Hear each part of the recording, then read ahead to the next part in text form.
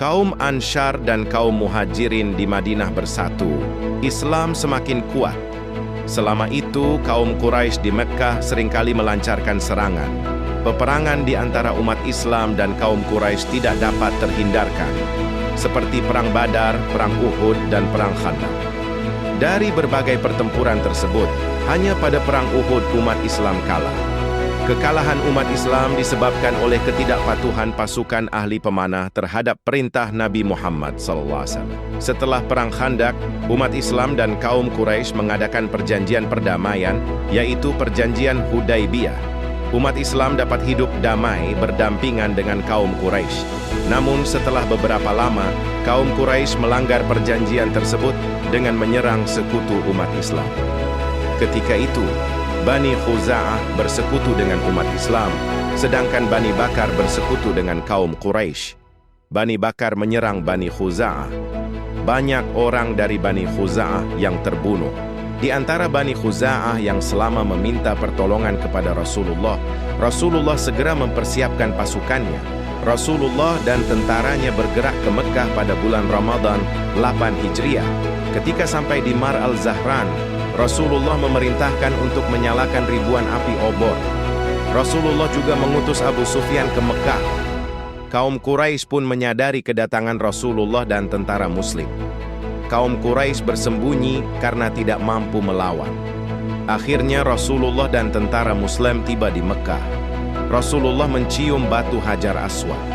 Kemudian Rasulullah dan tentara Muslim menghancurkan 360 berhala di sekitar Ka'bah. Ia juga bertawaf sebanyak 7 kali. Lukisan Nabi Ibrahim dan patung berhala di dalam Ka'bah dihancurkan oleh Rasulullah. Rasulullah mengatakan siapa saja yang bersembunyi di rumah masing-masing, di Masjidil Haram, atau di rumah Abu Sufyan akan dimaafkan. Penduduk Mekkah sangat senang dan banyak di antara mereka yang memeluk agama Islam. Banyak penduduk Mekkah yang sebelumnya menjadi musuh kemudian berbalik memeluk Islam. Ketika Nabi Muhammad wafat, hampir seluruh jazirah Arab telah memeluk agama Islam. Banyak rintangan dihadapi oleh Nabi Muhammad selama berdakwah. Namun, tidak sedikit pun beliau berputus asa. Nabi Muhammad diutus Allah bagi seluruh umat manusia. Hal itu sesuai dengan Al-Quran Surat Saba ayat 28. Dan kami tidak mengutus kamu, melainkan kepada umat manusia seluruhnya sebagai pembawa berita gembira dan sebagai pemberi peringatan, tetapi kebanyakan manusia tiada mengetahui. Hal itu berbeda dengan nabi-nabi sebelumnya. Mereka diutus oleh Allah untuk suatu kaum. Misalnya, Allah mengutus Nabi Syaleh kepada kaum Tsamud, Nabi Hud kepada kaum Ad, dan Nabi Musa kepada kaum Bani Israel. Meskipun demikian, terdapat persamaan antara Nabi Muhammad dan nabi-nabi sebelumnya, yaitu sama-sama mengajarkan untuk hanya menyembah kepada Allah. Nabi-nabi itu mengajarkan tauhid, yaitu tidak ada Tuhan selain Allah dan hanya Allah yang patut disembah. Hal itu sesuai dengan Al-Quran Surat Al-Anbiya ayat 25.